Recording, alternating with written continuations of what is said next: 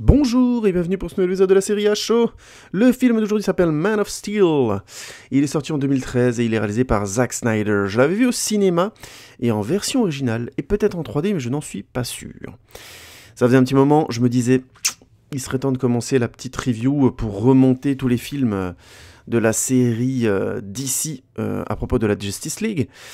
Et voilà, j'ai trouvé le temps un petit peu de me revoir bien comme il faut Man of Steel et de me refaire une idée, puisque c'est un film qui a 5 ans, un petit peu moins, et je trouvais que c'était le bon moment d'en parler, parce que tout simplement j'ai trouvé le temps de le regarder, mais aussi parce que j'ai eu le temps aussi de prendre du recul par rapport à Justice League, et du coup je vais remonter, et d'ici à ce que j'ai réussi à faire tous les films de la série, je pense que j'aurai revu Justice League aussi, ce qui me permettra de faire un petit peu un bilan sur toute cette série, ma foi très intéressante pour le coup, mais je m'expliquerai petit à petit. Revenons donc au départ de tout ce schmilblick, Man of Steel. Alors déjà, il y a un contexte. Man of Steel arrive donc, je dis... Oh merde, zut, excusez-moi, je crois que j'ai oublié de... après l'échec relatif de Superman Returns de Singer, qui est de 2008, si je dis pas de bêtises. Je crois que Superman Returns, non, c'est avant. Je crois que c'est 2006. Donc voilà, grosso modo, Superman Returns, donc le film de Bryan Singer, la précédente itération autour de Superman au cinéma, a été un échec, encore une fois, relatif, parce que tout simplement le film a cartonné au box-office, hein, il a ramené énormément d'argent. Ça a été un plus ou moins échec critique, mais pas tant que ça en fait. Mais par contre, il y a vraiment eu, on va dire, un mouvement négatif autour du film qui fait que le film a été très mal reçu finalement et a eu une très mauvaise réputation, un peu surfaite. Je ferai une critique probablement de ce film à mon venu pour m'expliquer. Quoi qu'il en soit, je pense qu'on peut dire objectivement maintenant que le film a eu peut-être avait peut-être comme plus grosse erreur d'être un tantinet daté, que la vision de Bryan Singer était un tout petit peu datée. Il avait deux gros problèmes, c'est qu'il accordait énormément d'importance au film de Richard Donner, donc le premier Superman, hein, sorti fin des années 70, si je dis pas de bêtises. Et alors que oui, c'est un film, c'est un peu un mythe du cinéma, mais de là à le considérer comme un classique ou un chef-d'œuvre, il y a une marge. Ce que je veux dire, c'est que le grand public est assez loin de cette première itération de Superman, je pense. Il y a de moins en moins de gens qui accordent de l'intérêt à cette itération, et ça vient du fait aussi que en 2006, beaucoup de films de super-héros étaient sortis, avaient franchi le cap d'aller un peu plus loin et de proposer autre chose. Et il y avait quelque chose un peu passé, en fait, dans la vision de Richard Donner de ce Superman, qui était vraiment un Superman des années 70, tout simplement, avec les bons et les mauvais côtés. Et quand je dis des mauvais côtés, c'est par exemple une vision forcément un peu plus clownesque, un peu plus en même temps, dans le même temps très statifié comme ça de Superman. Je parle bien du premier film, hein, puisque après les films suivants se sont lâchés, hein, on s'est un peu parti dans tous les sens, Superman. Mais dans le premier, vraiment, il y a quelque chose comme ça de noble, et il y a aussi ce symbole un petit peu américain derrière, comme ça. Enfin voilà, il y a toute une idéologie des années 70 qui est présent, qui fait pas, encore une fois, du film un mauvais film en soi, même s'il faudrait que je le revoie, ça fait très longtemps que je l'ai pas vu. Donc je dis peut-être des bêtises là, je pense. Mais grosso modo, il y a vraiment chez Singer un amour profond de ce film, et il a essayé vraiment de faire une suite, et donc Superman Returns était une suite en fait de ce premier film. Bien sûr, il n'était pas nécessaire d'avoir vu le film de Richard Donner pour apprécier Superman Returns, mais du coup on retrouvait vraiment tous les éléments. Brandon Routh qui jouait Superman devait être techniquement un clone, je caricature, une suite vraiment de Steve Reeve. Oh putain, je sais plus le nom de l'acteur. Oh là là, en plus ça me revient pas du tout. Donc lui là, de l'acteur mythique dont j'ai oublié le prénom, hein, désolé, qui jouait le premier Superman au cinéma. Et ça se voit, c'est-à-dire aussi bien physiquement que dans son jeu, il y a vraiment une imitation assez réussie, je trouve, pour le coup, du premier Superman. Et enfin du Superman de Donner. Et il y avait déjà ça qui empoulait un peu le film, puisque on se retrouvait face à une copie. Et même si on n'avait pas vu l'original, ce type de personnage, donc le côté Clark Kent, un peu maladroit, ça fonctionnait plus vraiment. Il y avait quelque chose d'un peu daté, que Singer cherchait sciemment, mais qu'à mon avis, le public n'avait pas spécialement envie de retrouver. Et en parallèle de ça, on avait donc le retour d'un ennemi, on va dire, un peu clownesque, avec Lex Luthor qui était donc joué par Kevin Spacey, ce qui est un casting très sympa, et donc il le jouait lui aussi un peu comme l'avait joué à l'époque Gene Hackman. Donc on se retrouvait un peu comme ça avec l'ennemi clownesque mais réellement machiavélique. Beaucoup de séquences comme ça qui jouent sur un humour un peu décalé, puisque lui et son équipe de gros bras, ça a l'air d'être un peu déglandus. Mais par contre, au final, leur plan était très très sérieux, il est très dangereux, et ainsi de suite. Il y a son acolyte notamment qui est joué par Parker Posey, qui joue un petit peu, qui refait un peu cette caricature de potiche qu'elle sait très bien faire d'ailleurs, Parker Posey, qui est vraiment une bonne actrice, je trouve. Et on avait donc un Superman Returns avec beaucoup d'éléments du passé, alors que peut-être le public, mais ça c'est vraiment une intuition personnelle, c'est comme ça que je l'analyse actuellement avec 10 ans de recul, était en train de passer un autre type de film de super-héros plus sérieux, plus ouvertement premier degré, et qui voulait vraiment s'insérer dans notre époque. Donc on retrouvait des relectures de super-héros, Batman Begins en tête, qui tentait vraiment de réintroduire les super-héros dans un monde où la communication est devenue directe, Internet et tout le tintouin. Donc des choses qui pouvaient paraître un tant soit peu plus faciles à gober au début des années 80. Donc le mec qui arrive à cacher son identité, machin truc, avec des lunettes et tout ça, en fait on est en la même tronche. Ça passe plus 20 ans plus tard avec Internet, avec tout ce qu'on peut voir sur une seule personne, tout ce qu'on peut découvrir sur une seule personne. Il y a une sorte de crédulité. Le niveau de crédulité des spectateurs avait été monté d'un cran nettement. Et du coup, on se retrouvait face à un film comme ça qui arrivait avec des codes du passé et qui, à mon avis, l'empoulait trop. Nonobstant, le film était très bon, je trouve. Il avait vraiment un bon rythme. Il était bien écrit, il avait cette capacité de suspense et de surprise que Bryan Singer sait très très bien faire. Je crois que je vous en avais parlé, dans ma critique de X-Men Apocalypse. Mais il serait temps que je reparle de quelques films de Bryan Singer, tiens. Ça me donne envie de faire un vrai retour sur Superman Returns. Là, je vous en ai déjà un peu trop parlé pour en rester là. Je vais revenir dessus à l'occasion, mais pas maintenant. Tout ça pour dire, le public n'a pas répondu réellement... a répondu en salle, mais n'a pas répondu par la suite en termes de critiques et autres, ce qui fait que la Warner s'est senti un petit peu en mal de relancer la série, alors que bien sûr c'était l'objectif, et Bryan Singer a été gentiment débauché, on lui dit t'as arrêté ton coup, alors qu'en fait tout le monde avait fait un max de blé, lui aussi d'ailleurs, je crois qu'il était coproducteur du film si je dis pas de bêtises, donc il s'était pas planté financièrement, c'était une réussite, mais la Warner se sentait pas de retourner vers le public avec ce Superman là, sachant que les goûts commençaient à changer, et que en parallèle, Marvel commençait tout juste à lancer son fameux Cinematic Universe et avait réussi un coup de poker énorme avec un film, si je dis pas de bêtises, Iron Man était un tantinet moins cher et avait rapporté autant si ce n'est plus. Il faudrait que je vérifie mes chiffres parce que là je vous dis peut-être des bêtises.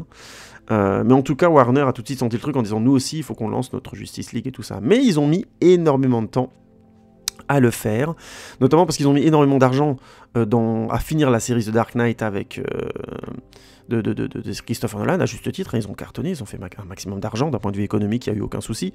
Artistiquement, c'est plus discutable, mais je reviendrai sur cette trilogie à l'occasion, que j'aime beaucoup, donc probable aussi que je fasse un après le film avec des montages et images et ainsi de suite sur cette trilogie, parce que je trouve qu'elle est vraiment très très très intéressante à analyser de manière complète. Et donc, en suivant cette trilogie-là, ils ont vraiment mis beaucoup de temps, à tel point que j'ai appris dernièrement, en faisant des recherches, que la Warner, en fait, avait encore les droits d'adaptation pour un film du personnage à l'orée de 2013, et que s'il ne faisait pas un film à ce moment-là, il devait rembourser des droits astronomiques aux ayants droit du personnage de Superman, c'est-à-dire les enfants des deux créateurs de Superman, dont j'ai oublié le nom, Joe Shuster, je crois, et Siegel, si je dis pas de bêtises, je suis plus sûr. De Bécile, enfin bon bref, peu importe. Désolé, ma fourche à languer, comme on dit. Et donc, ils ont mis en chantier vite, sur la fin de The Dark Knight Rises, un projet Superman n'ayant personne, hein, pas de scénario, pas de nouveaux trucs, ils avaient pas vraiment de nouvelle orientation, à part cette idée que de dire il faut qu'on, nous aussi, on table sur un Cinematic Universe, ça cartonne, les gens vont voir des films de super-héros comme on mange des cookies, donc il n'y a pas de raison, allons-y. Et donc, ils sont allés voir celui qui leur avait fait gagner énormément d'argent, Christopher Nolan, et son scénariste sur Dark Knight Rises, David S. Goyer. Alors il faut comprendre qu'il y a eu aussi le frère de Christopher Nolan, Jonathan Nolan, qui a beaucoup participé à l'écriture de The Dark Knight et de The Dark Knight Rises, mais la mort de Heath Ledger a changé beaucoup de choses dans l'équipe. Je ne sais pas exactement pourquoi Jonathan Nolan n'a pas collaboré plus que ça, et finalement au scénario c'est David S. Goyer qui y était. J'en sais rien, peut-être que c'est dû à la production, je ferai des recherches et on verra ça dans un après le film, comme je disais. Et du coup, c'est Goyer qui avait donc beaucoup écrit quasiment l'intégralité du scénario de The Dark Knight Rises. Quoi qu'il en soit, la production va le voir, et Nolan et Goyer pondent donc l'idée de Man of Steel assez rapidement. Donc techniquement, un Superman qui suivrait donc la tendance des héros plus réalistes. Mais je dirais simplement des héros modernisés, hein. C'est pas forcément plus vraisemblable. Il y a deux choses qui les différencient vraiment des années 70-80, c'est évidemment les moyens techniques, mais au-delà de ça, c'est vraiment le désir de se prendre au sérieux, et le désir de créer une vraisemblance dans laquelle le public peut plus dire, bon voilà, ils ont l'air ridicules, quoi. C'est de sortir vraiment les super-héros du ridicule pour assumer complètement leur mythologie, et les thèmes mythologiques qui les accompagnent. Vraiment, si on doit voir une différence entre le Marvel Cinematic Universe et je trouve l'univers d'ici, c'est ça, c'est quelque part sur les 4 ou 5 films d'ici, si je dis pas de bêtises, oui, il y en a 5. Oui, Man of Steel, Batman vs Superman, Suicide Squad, Wonder Woman et Justice League, ouais, ça fait 5. Sur les 5 films, il y avait quand même dans 4 le vrai désir d'aller vers quelque chose de mythique, mais qui se prend vraiment au sérieux. Il y avait quelque chose de très premier degré. Et c'est un peu ce qu'a lancé, peut-être sans le vouloir d'ailleurs, le Marvel Cinematic Universe, avec notamment sa première partie, sa première phase, où je trouve qu'on peut retrouver ça d'une certaine manière. Notamment en prenant même un personnage comme Thor relativement au sérieux, notamment dans Thor 1. Je vous renvoie vers ma critique de la trilogie Thor, hein, si vous voulez savoir ce que j'en pense en détail, et pour piger un peu où je veux en venir par rapport à ça, je suis un peu plus détaillé. Tout ça pour dire, il y avait plutôt une tendance, une envie de moderniser les personnages, de les confronter au monde d'Internet, de l'information hyper rapide, entre autres. Donc vraiment de remoderniser l'image, de trouver des acteurs pour rajeunir tout ça, mais aussi pour donner une image plus moderne, qui est malheureusement dans les choix visuels des super-héros beefcake un peu dieu grec. Je reviendrai plus tard là-dessus, sur notamment le choix de mettre Superman avec des énormes biscottos. Bref. Et donc, Goyer écrit un scénario, Nolan annonce très très vite, après la fin de The Dark Knight Rises, qu'il ne réalisera pas Superman Returns, excusez-moi, Man of Steel, ça aurait été méchant pour Bryan Singer tout de même d'arriver quelques années plus tard en disant je le réaliserai pas quand même moi ce truc, bon bref, je dis n'importe quoi. Et donc, Nolan dit clairement qu'il ne le réalisera pas, et relativement peu de temps après, c'est Zack Snyder qui est choisi à la réalisation, et qui choisit lui aussi, puisqu'il il sort tout frais encore auréolé du succès de 300, et il est en pleine post-production quand il est choisi de Sucker Punch, et j'ai envie de dire tant mieux, parce que Sucker Punch a été un échec commercial relatif, parce qu'il a plutôt bien marché, mais par contre un échec critique assez colossal, et Warner Bros a été très chaud avec lui, mais je reviendrai là-dessus durant la production justement de Man of Steel. Donc, et c'est là que c'est marrant, c'est que Zack Snyder arrive, alors que c'est un réalisateur plutôt baroque. J'ai parlé dans ma dernière review, notamment dans The Passenger, ma critique du film de Jaume Collet Serra, avec Liam Neeson, de la différence entre baroque et classique, donc j'y reviens rapidement. Le réalisateur baroque ou les films baroques vont avoir une tendance à chercher plutôt l'émotionnel, quitte à ne pas s'expliquer, quitte à être un peu en mode, voilà, si vous ressentez, j'ai gagné, moi j'ai pas forcément quelque chose à dire, alors que, justement, sur ce même projet, l'écriture ressemble plutôt c'est une idée de Christopher Nolan, et c'est développé à l'écriture par David S. Goyer, qui a vraiment petit à petit bougé d'un scénariste plutôt baroque. Donc c'est lui qui avait écrit notamment les Blade, surtout le 1 et le 2 qui sont très intéressants, et qui avait réalisé le 3 qui est très très mauvais, mais je reviendrai aussi sur cette trilogie à l'occasion. Tout ça pour dire que c'était un scénariste plutôt baroque, et en travaillant avec Christopher Nolan, il est allé vers quelque chose de vraiment beaucoup plus classique, presque académique dans le style de scénario. Donc du coup on a un réalisateur baroque avec un scénario classique. C'est un film qui donc démarre avec une identité un petit peu schizophrène. Mais je reviendrai là-dessus justement en développant le film. La dernière chose que je peux se dire avant d'entamer réellement la critique, c'est un film qui avait une identité à la base. C'était un film origine, qui devait être aussi un film reboot, et qui dans son essence avait déjà l'idée d'avoir des possibles suites et de donner lieu à un DC Cinematic Universe avec tous les super-héros, Batman et toute la bande. Mais tout en disant ça dans les interviews et ainsi de suite, c'est quand même quelque chose qu'ils ont affirmé beaucoup plus à partir du moment où le film était bien avancé en production. Et ils ont commencé vraiment à parler du DCU quand le film était au cinéma et que ça fonctionnait. Je crois vraiment que Warner a constamment, et c'est à l'image du DC Cinematic Universe, changé de braquet, changé de direction à chaque fois qu'un film avait un résultat X ou Y. Ce qui explique que les films ont tous été très différents, dans le mauvais sens du terme, c'est-à-dire que c'est vraiment dur de voir cette série avec une continuité, je trouve. C'est des films qui ne se ressemblent pas, et qui ont vraiment des tendances à se contredire, même aussi bien en termes d'ambiance que de manière stylistique. Je modère à peine ça entre Man of Steel et Batman vs Superman, mais à peine. Mais à partir de Suicide Squad, on a vraiment autre chose, Wonder Woman c'est autre chose, et Justice League c'est encore autre chose. Donc c'est des films qui par définition sont, de mon point de vue, tenus par une production. Il y a vraiment un gros problème de production sur ces films. Et donc, c'est un peu à cette image-là. Avant Man of Steel, on n'entendait pas parler de DC Cinematic Universe, ou alors très peu, c'était vraiment très diffus. Et après Man of Steel, c'était le grand truc, oui, on arrive avec nos gros sabots, ça va arriver, Batman vs Superman et tout le machin. C'est quand même beaucoup moins décidé et en pensée, je trouve, chez eux, artistiquement, que ça ne l'a été chez Marvel. Il y a vraiment quelque chose du... À chaque film, on verra comment les gens réagissent, et on changera au goutte à goutte. Je ne sais pas, hein.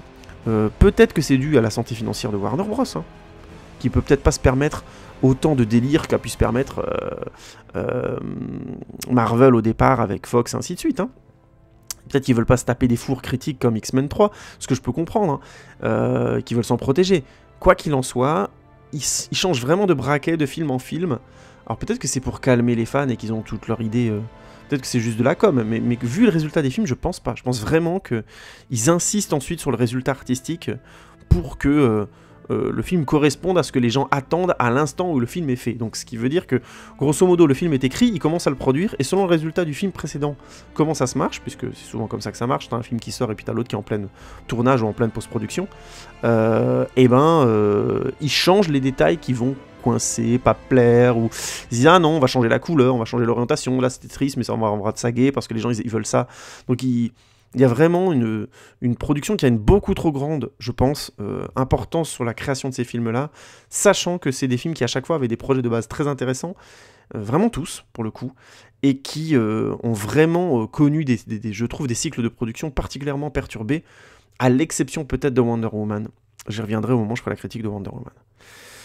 Donc voilà, ça devait être un film reboot, qui devait être aussi un film origine, avec un réalisateur baroque sur un scénario classique et académique.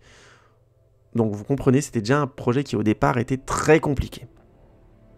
Et du coup, qu'est-ce que c'est Man of Steel ? Pitch, les amis. La mère de Kal-El lui donne naissance dans la douleur. Son père, Jor-El, a à peine le temps d'accueillir son fils, qu'il doit prévenir le conseil de Krypton, la planète est perdue. Le cœur de la planète est épuisé et va bientôt exploser. Alors que le conseil rechigne à agir, le chef des armées, le général Zod, s'attaque au conseil et prend le pouvoir. Zod et Jor-El s'apprécient, mais sont en désaccord sur l'avenir de Krypton. Zod veut installer une nouvelle direction, couper des anciens chefs du conseil et de leur lignée, alors que Jor-El estime Krypton perdu et mise tout sur son fils pour inventer, ailleurs, un nouvel avenir. Zod va emprisonner Jor-El, mais ce dernier s'enfuit et vole le codex, la signature ADN de toute la descendance de Krypton. Zod a besoin du codex. Il se rend chez Jor-El. Lui et sa femme lancent leur enfant vers les étoiles. Zod tue Jor-El et tente de détruire la navette de Kal, le fils de Jor-El. Mais il en est empêché par le conseil. Le coup d'état a échoué. Zod et ses hommes sont bannis, mais pas avant que Zod jure à la veuve de Jor-El de retrouver leur enfant pour lui arracher le codex et l'avenir de Krypton. Plus loin dans les étoiles, la navette traverse le ciel des États-Unis et atterrit près d'une ferme. 33 ans plus tard, Clark erre sur les routes et va de petit job en petit job, aidant parfois les gens autour de lui. Il ne sait toujours pas qui il est. Déjà, j'ai envie de commencer par dire que c'est le premier film de Superman à réellement attaquer l'histoire de Krypton de mon point de vue. C'était traité dans les autres, mais c'était beaucoup plus cotonneux. Là, on sent vraiment le côté années 80, c'est bon, c'est un film, c'est un film dans l'espace, c'est un film avec des aliens qui s'habillent en costume à paillettes. Enfin, vraiment, je trouve que c'était pas pris au sérieux et que c'était vraiment fait par la production, peut-être, et par les réalisateurs. J'en sais rien, je connais pas assez Richard Donner. Avec beaucoup de légèreté. Peut-être que c'était dû aux moyens de l'époque aussi, hein, et qu'il y avait une certaine clairvoyance. Mais perso, c'était toujours joué de manière très clownesque. J'avais vu ça quand j'étais gosse, c'était plus des films qui me faisaient rigoler qu'autre chose, quoi. Oui, bon, j'étais pas un gosse très subtil, ok, hein, fermons la parenthèse. Donc, c'est le premier film de Superman qui aborde vraiment de manière sérieuse et engagée l'histoire de Krypton. Superman est un alien, ce qui est un point de vue très intéressant, qui donne beaucoup de vraisemblance et de chair au film. Et d'ailleurs, ça en donne beaucoup au film suivant, mais je reviendrai là-dessus dans le film suivant. J'aime beaucoup l'idée et je trouve que ça marche bien, d'une Krypton décadente, avec donc ce fameux conseil qui a l'air un peu en poulet comme ça, dans des décors toujours sombres et crépusculaires. On sent vraiment que voilà quoi, ils sont en train d'éteindre la lumière physiquement, hein, tu vois. Vraiment, il y a des mecs qui vivent dans l'ombre, mais tout va très très bien. Non, on va pas s'affoler, notre planète elle est pas foutue. Ils sont carrément arrivés au point où ils sont en train de pomper dans le noyau de leur planète, mais tout va très très bien, quoi. Alors je dis ça, mais avec le réchauffement climatique, il y a des gens qui diraient qu'on n'en est pas loin nous non plus de faire ce genre de truc, ce qui est tout à fait possible, j'en sais rien. Bref, je ferme la parenthèse. Mais tout ça pour dire, je trouve l'idée très bonne, mais je trouve que dans le film ça va un poil trop vite. Et personnellement, je trouve même que c'est assez mal mis en scène, c'est assez poussif, tout va un peu trop vite, ne prend pas assez le temps d'être là. Et je trouve que ça s'exprime bien par des détails comme la place de Jor-El et de sa femme. Je trouve que Jor-El, qui est joué par Russell Crowe, grosso modo il a une expression dans le film, hein, je caricature, hein, c'est-à-dire vraiment il est toujours très sérieux, une sorte de morgue comme ça. Alors d'accord, ça lui donne un côté grave, parce que la situation est grave, hein, c'est quand même un mec qui est en train de vivre la fin de sa civilisation. Mais même du coup, quand finalement Superman arrive à être en contact avec son hologramme, plus ou moins, l'hologramme a toujours cette morgue et ce côté un peu, voilà, pas renfrogné, n'importe quoi, mais j'ai envie de dire juste, il a une expression, il est juste dur. Alors, Russell Crowe sait le jouer, donc il n'y a pas de souci, c'est plutôt joli, enfin je pense que ça choque pas, ça dérange pas la vision du film au point de rendre le film désagréable, mais ça enlève de la densité au personnage d'être aussi monolithique. C'est un peu le problème, hein, de toute façon des scénarios et de l'écriture de David S. Goyer et de Christopher Nolan ensemble. Ils font des films tellement factuels qu'au bout d'un moment les personnages sont là et disent leur texte et ça va très très vite, quoi. Donc c'est pas grave, mais des fois un petit peu d'espace pour les laisser respirer et être là, ça aurait été une bonne chose. J'aurais bien aimé par exemple que la naissance de Kal, qui est donc le tout début du film, hein, qui est une belle chose d'ailleurs, soit un peu plus... c'est vraiment un inné, on le reçoit, Jor-El le voit et boum, il va au conseil dire c'est la fin du monde. Alors je comprends, le temps joue contre eux, mais j'aurais simplement aimé une certaine, comment dire, un temps pour qu'on apprécie ce couple. C'est-à-dire qu'il y a quelque chose pour que Jor-El, sa femme, dont j'ai oublié le nom, je sais pas s'ils le disent d'ailleurs dans le film, soit présent, quoi. Parce qu'elle, vraiment, genre, elle a pas le temps d'exister, quoi. Elle a des moments très forts, hein, genre, tu la vois à l'accouchement, ensuite elle a quelques dialogues avec son mari et tout ça sur la fin du monde, elle dit, ouais, je peux pas le laisser partir et tout. C'est joli, c'est des belles choses, et c'est fort, hein, comme truc. Mais on n'a pas le temps de s'attacher à eux, du coup, on n'a pas le temps d'être autant ému qu'eux, je pense, sur le fait qu'ils vont envoyer leur fils vers un avenir complètement incertain. Alors son père leur rassure, il est un peu rassurant en disant, voilà, pour eux, ce sera un dieu, il sera hyper fort et tout ça, donc... techniquement, ils pensent pas qu'ils vont l'écraser avec une pierre quand il va arriver, quoi. Mais c'est quand même... ouais, c'est hardcore ce que je viens de dire, mais ce que je veux dire par là, c'est qu'ils envoient quand même leur fils sur une planète inconnue avec des êtres inconnus. Donc voilà, c'est quand même quelque chose de très très fort, et lui, il hésite pas une seconde. Enfin, oui, ça le rend triste, mais il n'y a pas cette hésitation, il n'y a pas ce coup de dire, ouais, putain, c'est quand même un sacré pari ce que je fais. Ils sont pas humanisés. Et je trouve que c'est vraiment dommage parce que ça handicape beaucoup le début du film, ça le rend encore plus factuel. Vraiment, je vous l'ai raconté avec un petit peu d'emphase dans le pitch, mais Zod aussi, il est très monolithique dans cette première partie. Bon, c'est un peu mieux parce que bon, Michael Shannon déjà c'est un excellent acteur. Si vous l'avez pas vu dans par exemple Boardwalk Empire, la série, allez-y, c'est une excellente série. C'est 5 saisons, je crois que c'est 10-13 épisodes par saison, c'est génial, c'est excellent. Avec Steve Buscemi, entre autres, enfin, matez ça, c'est vraiment excellent, Boardwalk Empire. J'ai dû en parler dans d'autres trucs, dans ma critique de Death Note, parce qu'il y a notamment l'acteur qui joue son frère qui joue dans Death Note, le frère de Steve Buscemi, bref, allez-y, matez Boardwalk Empire, c'est génial, et je vous ferai un jour un show dessus, parce que, ou à voir plutôt, parce que c'est vraiment très très très bon. Bref, peu importe.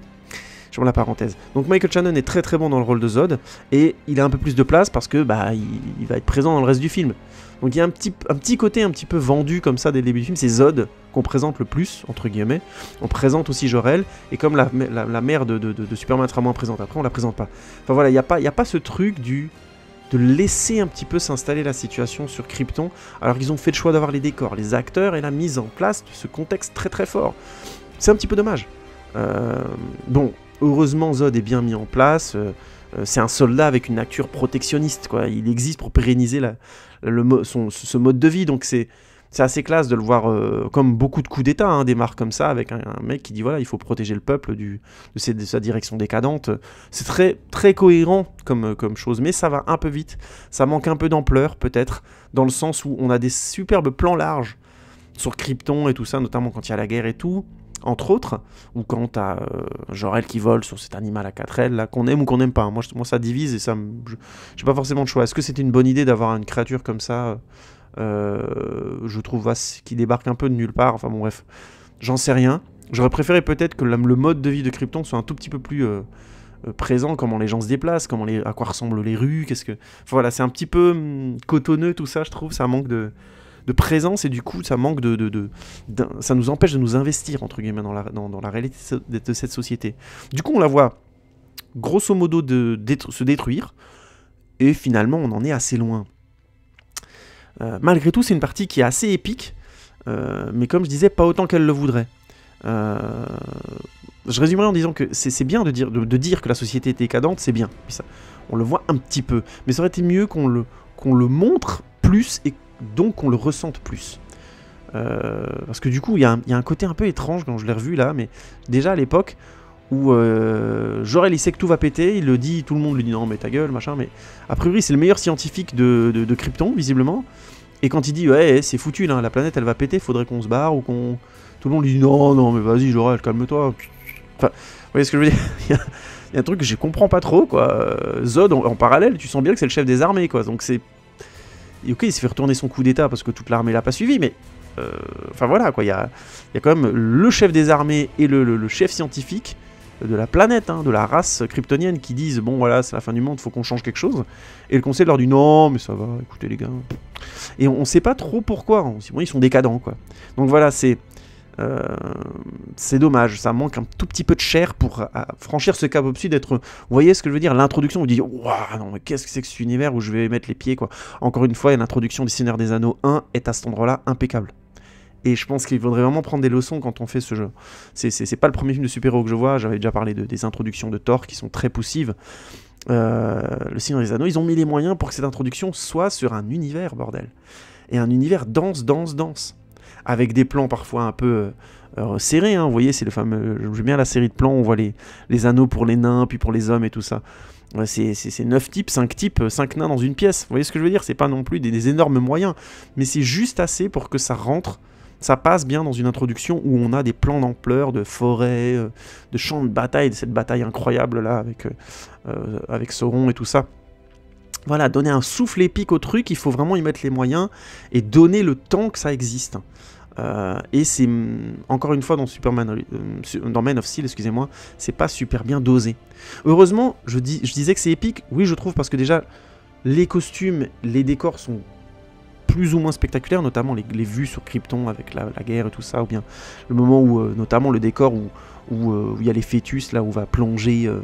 le père de Superman pour aller chercher le fameux codex. C'est très très beau, c'est vraiment classe ce décor là. Je trouve que c'est le seul endroit où on voit un peu ce qui est devenu un peu la race kryptonienne, c'est-à-dire il gère les naissances et tout ça, machin. Bon, c'est dit quoi, plus ou moins que Superman est un enfant naturel et puis eux ils géraient les naissances, machin, mais je trouve que c'est trop peu comme élément pour juger de la décadence d'une société. Après ils disent oui, les gens ils sont choisis à la naissance et tout, on nous le dit encore une fois. C'est pas assez ressenti, c'est pas assez présent, c'est pas assez visuel. Je pense pas que ça aurait demandé beaucoup.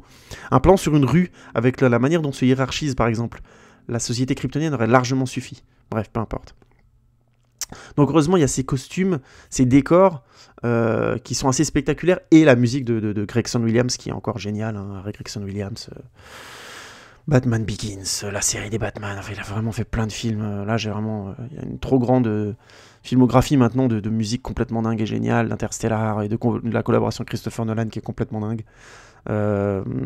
Et donc le fameux morceau de Man of Steel que tout le monde écoute sur YouTube, enfin tout le monde, tous les gens qui apprécient cette musique là, la musique de film, hein, comme moi par exemple, le fameux morceau qui s'appelle Arcade, si je dis pas de bêtises, et qui donne un souffle fou, quoi, qui était déjà dans la bande-annonce. Voilà, les mecs qui avaient fait le teaser, ils avaient compris tout de suite, hein, c'est ce morceau-là qu'il faut qu'on mette, et il n'y a pas de doute, quoi.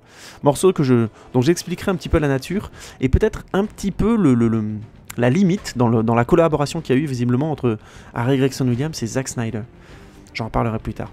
Et c'est peut-être un peu un truc qui a mené Gregson Williams à demander l'aide de Junkie XL sur Batman vs Superman, avec les très bonnes idées qu'ils ont eues chacun de leur côté, je trouve. Mais j'en reviendrai plus précisément là-dessus sur Batman vs Superman. Et je reviendrai plus tard là-dessus sur la collaboration Snyder et Gregson Williams, qui me donne l'impression d'avoir été un tantinet complexe. Bref. Donc, après ce premier film, oui, je suis désolé de le dire, mais je trouve que c'est un premier film qui lance un autre film, je trouve. Donc quand ce premier film s'arrête, on a enfin, je crois, après 15 minutes, 20 minutes, un grand maxi, le sujet principal du film, donc Superman. Et en fait, son rapport à l'humanité, c'est vraiment le thème récurrent du film. Il subit beaucoup de violence, puisqu'il est un peu à marge, il est un peu différent... et que ses parents lui disent, et qu'ils essaient de gérer ça, les Kent, mais c'est compliqué évidemment. Violence à laquelle donc il ne peut pas répondre, parce qu'il ne doit pas montrer qu'il est super fort, parce que les gens auraient peur, et ainsi de suite, et que les rares fois il le montre, ça arrive, les gens ont peur, et ainsi de suite, panique. Et que son père, donc Jonathan Kent, lui déconseille de le faire, et estime que c'est dangereux qu'il le fasse. Et d'ailleurs c'est bien fait, je trouve que le film réussit vraiment le rapport père-fils. Jonathan Kent est joué par Kevin Costner, et Kevin Costner le joue très bien. Il le joue vraiment très bien. C'est un homme droit, vraiment un fermier, mais dans le sens le plus noble qui soit, avec un profond sens de la dualité, du bien, du mal. Un homme qui se pose des questions et qui a vraiment éduqué son fils avec des valeurs comme ça, de respect, de rapport à l'autre, à autrui, qui sont vraiment très très forts. Il est un peu renfermé, mais bon, c'est beau aussi, il a un très bel espoir pour son fils, qui est en même temps particulièrement particulier pour le coup. Oui, particulièrement particulier, c'est bien vu. Il est particulier donc, tout coup, ça suffit. Mais en même temps, en quelque sorte, il n'a pas vraiment foi en l'homme, et il demande à son fils de finalement avoir foi en l'homme. C'est assez étonnant, tout en lui disant ne leur dis pas qui tu es, parce qu'ils ne comprendront pas qui tu es. Donc il y a quelque chose il faut attendre le bon moment, qui est mature, et en même temps, il veut pas trop laisser Cal y aller, parce que bon, il est un peu jeune, et que c'est un peu compliqué pour lui de gérer tout ça, le fait d'avoir des pouvoirs et tout, évidemment. Hein. Et je trouve vraiment que Henry Cavill, donc qui joue Superman, et Kevin Costner sont vraiment, vraiment bien tous les deux. Ils ont un rapport qui fonctionne très très bien, les différentes scènes ensemble sont très profondes, que ce soit avec Henry Cavill d'ailleurs, ou avec les acteurs qui doublent Superman jeune. Hein. D'ailleurs, c'est vraiment un Superman particulier. Peut-être moi je m'y attendais pas quand je suis allé voir le film, mais ça m'a pas dérangé. Je sais qu'il y a des gens, ça leur a déplu ce Superman-là, mais c'est un Superman très fragile, et qui se cherche, quoi, tout au long du film, jusqu'à la fin, jusqu'à quasiment le dernier plan. Et ça donne lieu à un Superman, je trouve assez touchant, très fragile dans le sens émotionnellement, qui essaie de savoir où est sa place, mais qui ne la trouve pas. C'est très vraisemblable, hein. C'est quand même un mec qui a un pouvoir incroyable, et qui en même temps a un sens de l'honneur et du bon que son père lui a vraiment très bien transmis, ce qui fait que c'est presque trop lourd à porter.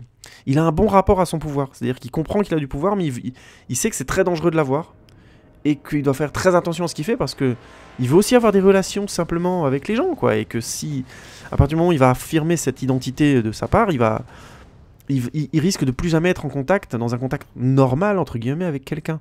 Donc c'est vraiment bien écrit, ça, et on le sent tout au long du film, notamment dans cette première partie, on le voit faire différents jobs, avoir des relations différentes avec les gens, des gens qui l'apprécient pas, des gens qui l'emmerdent, d'autres qui le prennent un peu pour un con, et ainsi de suite. Donc il rencontre une humanité très vaste, finalement. Et du coup, de ce point de vue-là, je trouve que la relation père-fils est peut-être la meilleure relation du film. Oui, je trouve que c'est vraiment la relation qui donne lieu aux plus belles scènes. J'aime beaucoup notamment la scène où ils sont tous les deux dans la voiture et discutent là d'un petit peu de ce que Clark veut faire. Clark est un peu en train d'affirmer, c'est un peu un des rares moments du film où on le voit vraiment se rebeller contre son père et dire mais moi j'ai envie d'utiliser mon pouvoir, peut-être que j'ai d'autres choses à faire avec et tout. Et il dit, c'est très violent, il dit à son père voilà, à ses parents qui sont pas ses parents quoi.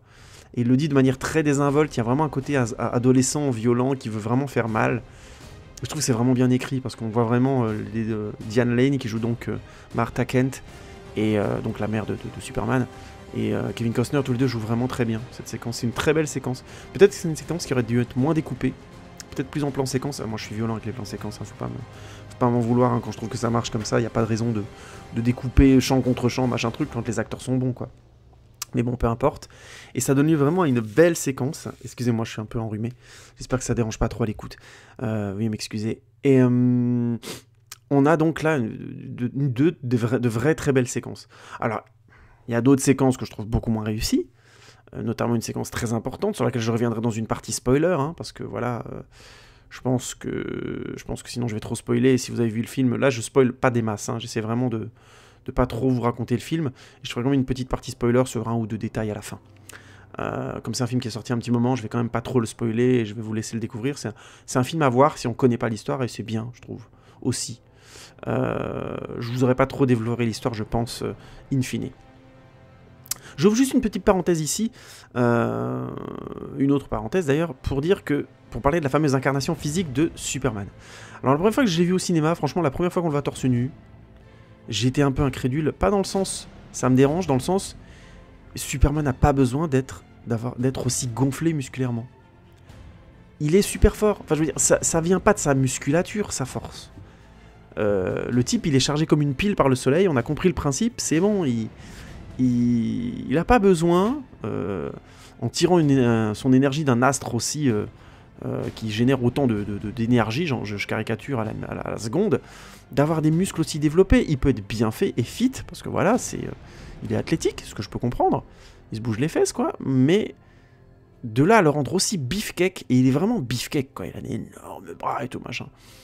Alors, c'est pas... voilà, je critique pas le fait que ce soit joli à regarder en soi, on peut aimer ça ou pas, mais d'ailleurs il y a beaucoup de gens, notamment le Nostalgia Critique, qui se moquent beaucoup du côté homo-érotique des mecs super musclés dans les films de Zack Snyder. Et effectivement, si on prend toute la filmographie de Zack Snyder en long en large, on peut se dire ouais, il a quand même un truc pour les hommes en torse-poil, très musclé et très viril, il a quelque chose pour ça. Mais clairement, mais je pense que chez lui c'est plus quelque chose de l'intérêt pour la mythologie, pour quelque chose de mythique. Le Übermensch, il y a vraiment quelque chose chez lui qui l'intéresse. Alors j'utilise un terme un peu... ça fait un peu néo-nazi, mais non, c'est juste vraiment l'homme au-dessus de l'homme, celui qui vraiment prend les rênes et tout ça. Donc pour l'incarner au cinéma, il aime bien l'incarner avec une sorte de force physique énorme. Alors d'accord, ça permet plusieurs choses, hein, pour être très concret. Ça permet de faire apparaître un effort physique plus visuellement. Superman fait un effort, et ben on le fait, et puis on voit ses biceps qui se contractent, sa poitrine, et puis son dos, machin. Donc il y a vraiment on ressent plus l'effort parce que les muscles sont hypertrophiés et donc sont beaucoup plus lisibles. Donc visuellement, ça permet de donner de très beaux moments d'effort, quoi, de montée en intensité émotionnelle par définition, puisqu'on va vraiment le corps devenir contracté sous l'impulsion émotionnelle. Donc ça marche visuellement, c'est quelque chose de très cinématographique, et donc en ce sens, je comprends qu'il ait des muscles très développés. Mais je trouve que c'est un poil trop, et ça me permet de critiquer un peu ce que je trouve un peu dommage dans les films de super-héros actuels.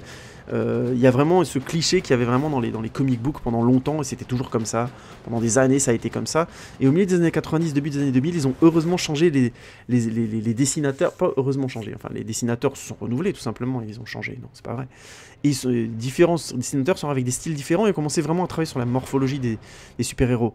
Moi je lisais plus X-Men, et à l'époque il y avait un dessinateur qui est arrivé qui s'appelait Frank Quitely, je crois, ou Quitely, je sais pas comment ça se dit, qui est arrivé en donnant vraiment un look aux X-Men presque ingrat, mais pour le coup, vous voyez, Cyclope il était grand et longiligne, Wolverine il était petit, tassé, mais bien musclé, enfin voilà,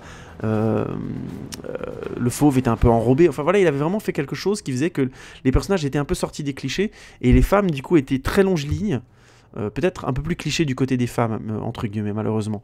Mais il y avait vraiment ce désir-là, ou bien il y a aussi, je crois qu'il y a Darko Makan, si je dis pas de bêtises, je sais plus si lui, il était scénariste, il y avait un auteur, je crois, serbe, si je dis pas de bêtises, ou d'ex-Yougoslavie, avec son dessinateur, je crois que c'était Darko Makan, le dessinateur, qui lui aussi avait amené un style de personnage un peu plus varié physiologiquement, et je trouve que ça avait fait beaucoup de bien à ces séries, ça leur a donné beaucoup de profondeur, parce qu'enfin, quand les personnages se plaignaient de quelque chose de physique qui était supposé ressembler au lecteur, bah c'était le cas, il y avait moyen de le voir, même si c'était pas toujours super bien dessiné, parce que voilà, je suppose que vous le savez, mais les comic books se dessinent très très vite, et il y a d'excellents dessinateurs qui se cassent les dents à aller faire des comic books, parce que voilà, ils n'arrivent pas à tenir les délais, quoi, il faut dessiner vraiment beaucoup, beaucoup, et très très vite.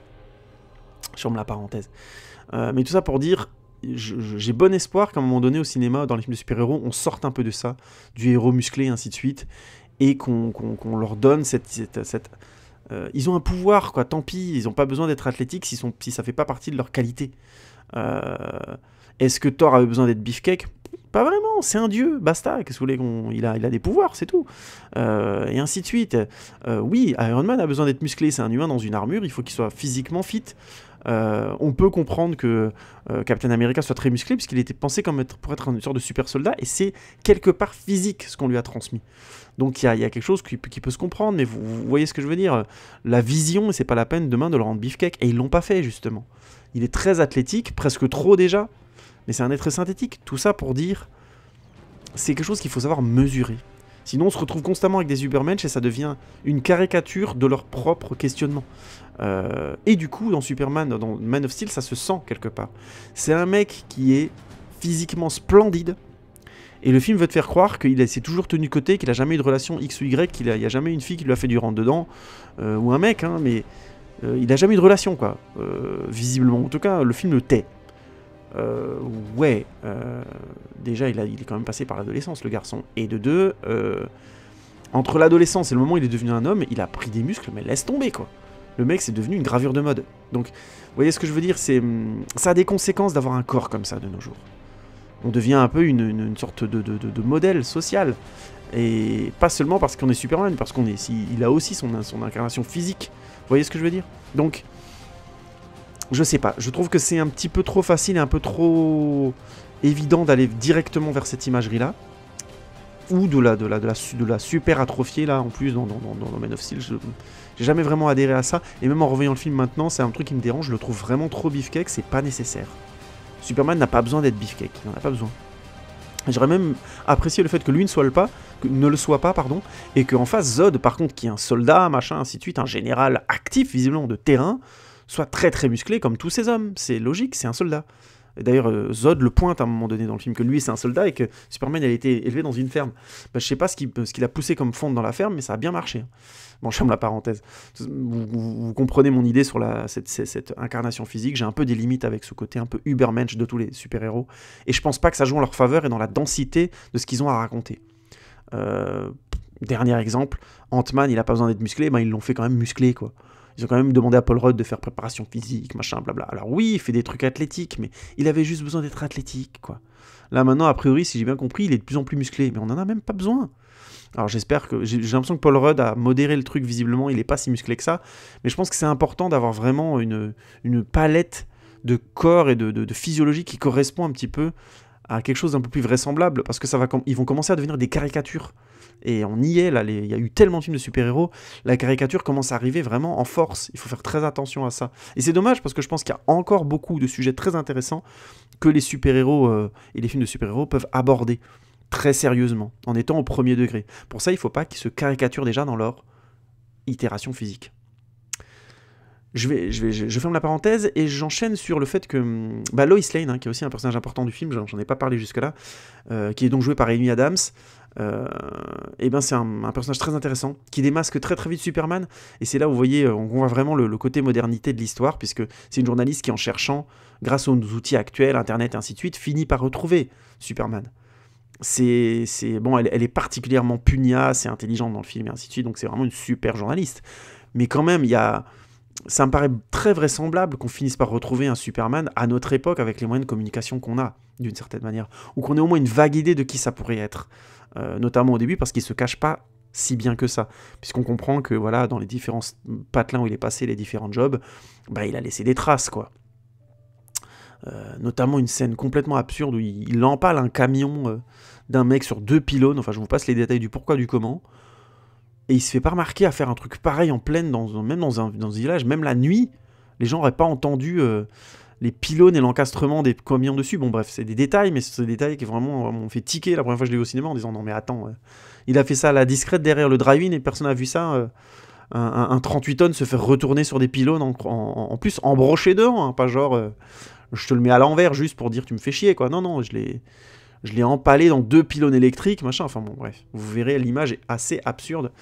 Et c'est une des genres de petites invraisemblances qui grattent dans un film qui se veut aussi vraisemblable. Bref. Donc, je vais pas faire le tour de tout le casting, il y a des bons acteurs, Laurence Fishburne et ainsi de suite, mais au final, j'ai plus envie de vous parler du côté un peu Dark Knightien du rythme. Ça ressemble beaucoup, mine de rien, à cause de la musique de Gregson Williams, et à cause du scénario et de ce style de scénario, à The Dark Knight, à Batman Begins dans le rythme. C'est grosso modo ce que j'essaie de dire, c'est qu'on se concentre sur les faits. Les faits et l'intrigue quasi avant tout. Donc les choses s'enchaînent très vite. Si on a besoin d'un flashback pour comprendre un truc, boum, on l'a. On repart dans l'intrigue, on a besoin d'une explication, on a le personnage indiqué avec la situation qu'il faut pour qu'on comprenne, tac, on passe à la suite, et ainsi de suite. Et les émotions du coup vont très très vite. Moi j'aime beaucoup ce type de scénario, ça donne beaucoup de chair et de vraisemblance au scénario, et on sent vraiment une angoisse d'être pris au sérieux par les scénaristes et les réalisateurs là-dessus, Christopher Nolan en tête, c'est vraiment un des plus angoissés je trouve à cet endroit-là. J'ai pas assez bien vu Dunkerque, mais j'en reparlerai, peut-être que c'est un de ses premiers films je trouve différent à cet endroit-là, faudrait que je le revoie pour vraiment bien en parler. Mais c'est un type qui a vraiment une angoisse à ce qu'on croit à son histoire. Donc il écrit, il laisse aucune aspérité. Je trouve que c'est un scénario qui parle très bien de notre période moderne et donc de l'hyper-information avec Internet. Il veut pas laisser un truc passer, le mec.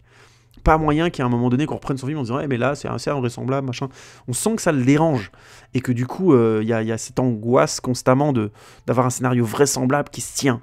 Donc on passe de fait en fait et on laisse pas cette respiration, le spectateur pourrait se dire ah mais avant il m'a pas dit un truc bizarre. On laisse pas l'esprit du spectateur se balader dans l'histoire, il est vraiment tenu par la main, allez viens on avance, là il se passe tel truc, oui mais c'est parce qu'il s'est passé ça avant, et on a l'élément tout de suite. Donc du coup c'est un style vraiment très académique de scénario, très classique, on avance sur l'intrigue, fait après fait et on avance. Quitte à changer de lieu spatial, on fait des liaisons de cause à effet systématiquement, quasiment. Il n'y a quasiment pas de liaison émotionnelle entre une séquence et une autre. C'est, tiens, on a appris tel fait, boum, on apprend la raison, tiens, on apprend tel fait à la fin de séquence, boum, on apprend la raison, et ainsi de suite. Et on enchaîne. Et du coup, le style de Snyder dans la première partie du film est très en retrait. Encore une fois, comme je disais, c'est un réalisateur baroque. Ce qui fait que ça donne un petit côté Terrence Malick. Son style s'exprime par des petits plans. Il y a notamment un plan magnifique sur de la pluie qui tombe dans un seau à un moment donné. Quand Superman sort de l'eau, machin, il cherche des fringues pour se saper, parce que je vous passe les détails, mais grosso modo, il s'est un peu déchiré les vêtements. Et ça donne du coup lieu à un plan, mais splendide, au ralenti, sur des gouttes qui tombent dans un seau d'eau avec des perches, vous voyez, où il y a des fringues qui sont en train de sécher sous la pluie. D'ailleurs, je vois pas l'intérêt de sécher des fringues sous la pluie, mais bon, peu importe. Ça donne un très très beau plan. Et on a vraiment quelque chose des plans comme ça, des ralentis, des plans de nature très expressionnistes de Terrence Malick, à la différence que c'est des plans très courts, puisqu'il faut que l'effet avance. Mais ça me permet de pointer une des qualités du film, la photographie, mais elle est géniale, quoi. Vraiment, en le revoyant là, mais je me disais, mais la photographie, mais elle est splendide. Elle est splendide. C'est un truc de fou. Il y a vraiment des plans, des choses sur la couleur qui sont splendides. Sans arrêt. Sans arrêt. On a vraiment la ferme des Kent avec le soleil qui se couche, là, vraiment des plans, vraiment la Terrence Malick, j'en parle dans ma critique oh zut, oui, les Sentiers de la Gloire, non, pas du tout. Zut, je sais plus. J'ai fait une critique d'un Terrence Malick et j'ai oublié le titre. Oh là là. Ah, zut, avec Richard Gere. Mais c'est fou, ça me revient pas du tout. C'est pas les Portes du Paradis. Non, mais nom de Dieu. Bon, ben, vous allez voir, l'une des premières critiques quasiment à voir, dans les à voir, c'est ce film-là de Terrence Malick. Mais ça me revient pas du tout. Bon, Les Moissons du Ciel. Ouh là là là là, c'était dur, désolé d'avoir perdu du temps avec ça. Mais on retrouve vraiment le style de photographie des Moissons du Ciel, je vous avais expliqué dans la critique, je vous invite à l'écouter, si vous l'avez pas écouté. où j'explique qu'il tournait le film que le soir, à un certain moment donné, pour avoir cette lumière orange-jaune. Et donc tout le film est baigné dans cette lumière-là, quasiment en totalité. Et là, on a ces fameux plans sur la ferme des Kent, comme ça. C'est très malikien, je trouve, comme plan. On a les très beaux plans donc comme je disais, sur la fameuse piscine là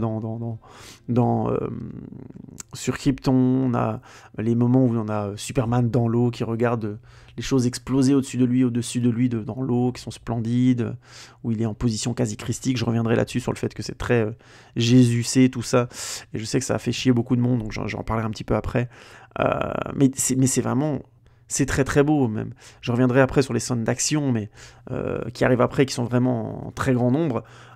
Mais c'est splendide visuellement. On a vraiment là l'application de... On peut dire beaucoup de choses sur Snyder, mais c'est un mec qui fait des images superbes. Et des images qui tiennent, qui sont des plans. Je fais vraiment une très grosse différence entre lui et Michael Bay à ce moment-là. Je trouve que les plans de Michael Bay sont beaucoup plus anodins. Je trouve que c'est une photographie qui est soignée, mais ça donne des plans que je trouve souvent déséquilibrés ou tout simplement assez plats. Chez Snyder, il y a une vraie dynamique dans le plan. C'est vraiment très très beau. Hein. Et à cet endroit-là, je trouve que c'est le Superman le plus beau que j'ai jamais vu au cinéma. J'aime beaucoup le Superman Returns, j'en parlerai plus en détail une prochaine fois, qui est donc le Superman le plus récent avant Man of Steel, mais je trouve qu'il n'y a pas une image que je trouve aussi forte et aussi splendide en termes de photographie que celui-là.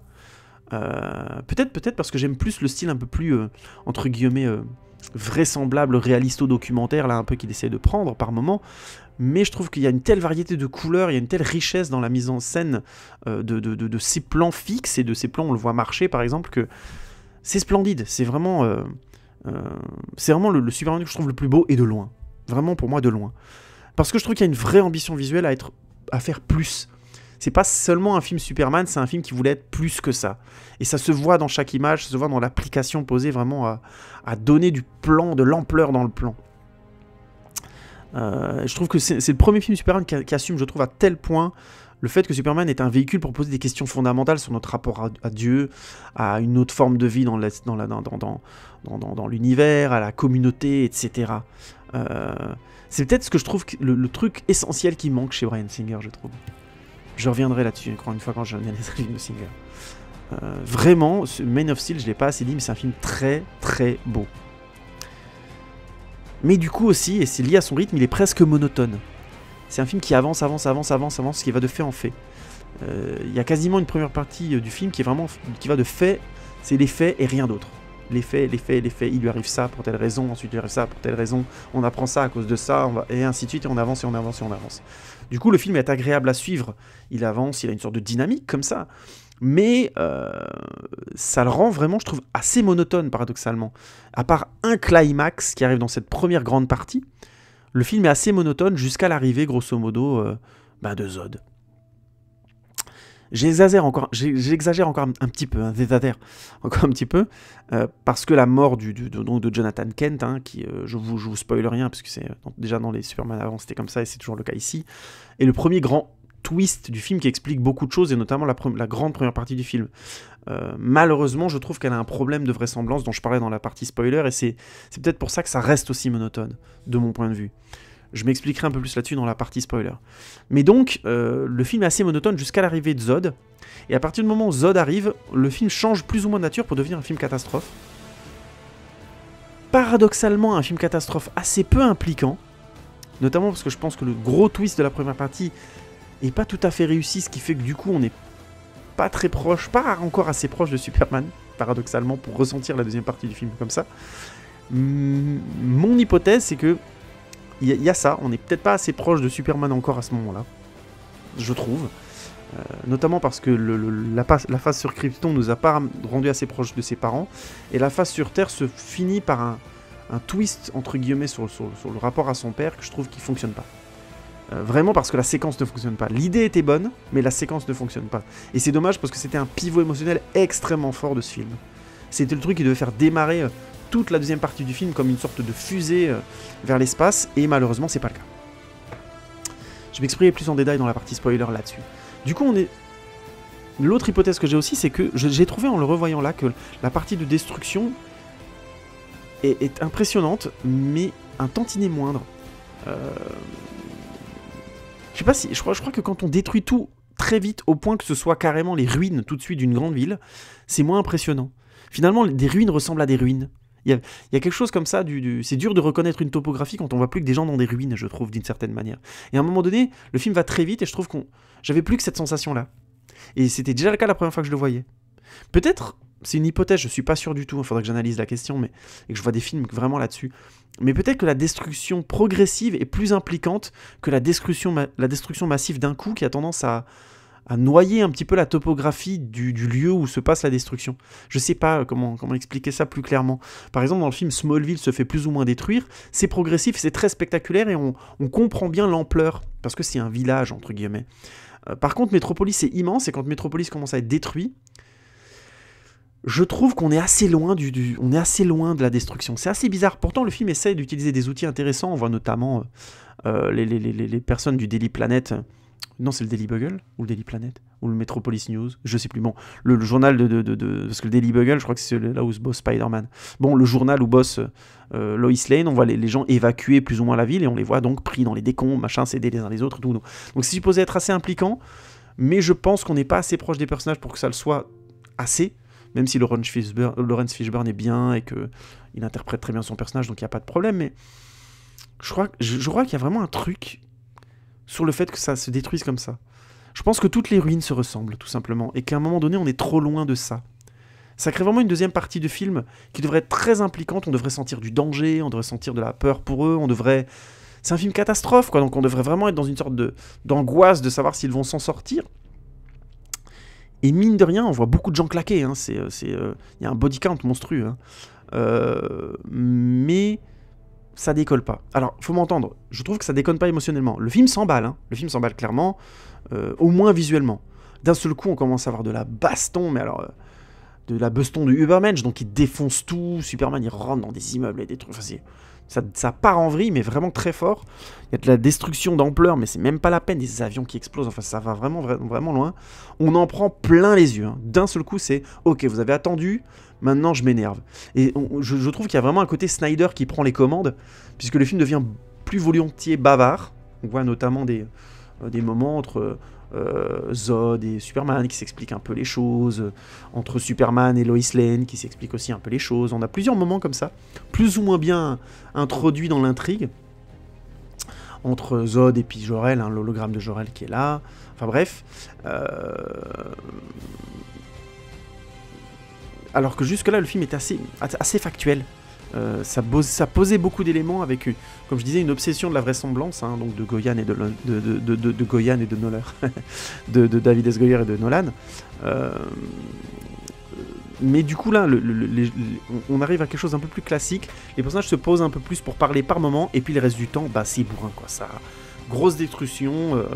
Dès les premiers combats avec les Kryptoniens, ça part en vrille, mais c'est même pas la peine quoi. Donc c'est assez classe parce que le film essayait d'avoir une sorte de contraste entre un monde humain et un monde d'un seul coup humain confronté aux Kryptoniens, quoi, qui sont beaucoup trop forts, beaucoup trop puissants à tous les niveaux, au niveau militaire, au niveau physique et tout, voilà, c'est des Ubermensch. Donc le contraste, on le comprend, ce qui fait qu'on a vraiment une deuxième partie de film complètement folle et avec un niveau de destruction, mais c'est délire complet, quoi. Mais je trouve que ça ne monte pas assez, dû au défaut que je disais dans la première partie, et dans cette deuxième partie, au final, c'est presque trop, mais j'y reviendrai après. Là où je voulais en venir d'abord, c'est que y a déjà l'un des partis pris forts du film, c'est que le mythe de Superman qui sauve tout le monde, qui sauve systématiquement tout le monde, c'est pas du tout dans ce film. Mais alors pas du tout. Superman cause beaucoup de destruction et sauve essentiellement Lois et quelques soldats. Hein. Je caricature. Alors il finit par sauver le monde à la fin, mais entre-temps, il y a des tas de gens qui ont claqué. Je veux dire, les Kryptoniens, enfin, les Kryptoniens sur Terre, ça a vraiment rasé du monde, quoi. C'est donc un film qui appuie beaucoup sur l'humanité de Superman. C'est un alien, grosso modo, qui fait ce qu'il peut. Et ça, je trouve que ça marche assez bien. On le ressent, ça. C'est même une bonne idée, parce que Superman, finalement, peut pas être partout. Ça donne vraiment une sensation de danger un tant soit peu plus forte. Pas assez impliquante, encore une fois, parce que je pense qu'on n'est pas assez proche de Superman à cet endroit-là. Puis c'est aussi difficile d'être proche d'un mec qui est finalement un alien, et qui l'assume assez fortement dans le film, en se disant « Je suis pas un humain, je suis pas proche de vous, je vous comprends pas trop ». On devrait plutôt être proche des humains, en fait, paradoxalement. Mais comme on suit... Pardon, excusez-moi. Pardon, désolé. Mais comme on suit essentiellement Superman, vous voyez le contraste. C'est dur d'être proche de lui, et pareil, Lois Lane a un rapport avec lui qui est tout de suite très empathique, ce qui fait que, difficile d'être proche d'elle aussi, quoi. Enfin voilà, c'est difficile de trouver quelqu'un à qui se raccrocher. On nous demande finalement quelque chose d'assez beau, c'est de nous rapprocher de l'étranger. C'est assez beau, ça.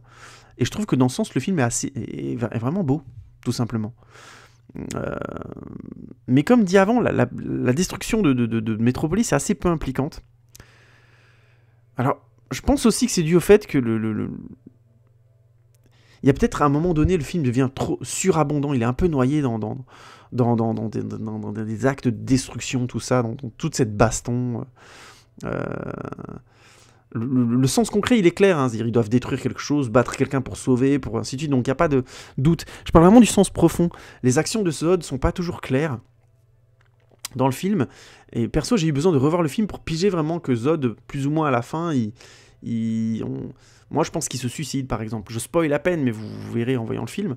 Il meurt comme un soldat, mais il peut pas mourir autrement. Enfin, il y a... voilà, et je pense que ce flou sur notamment les... C'est pas un flou, mais une certaine forme de difficulté à lire les intentions de Zod.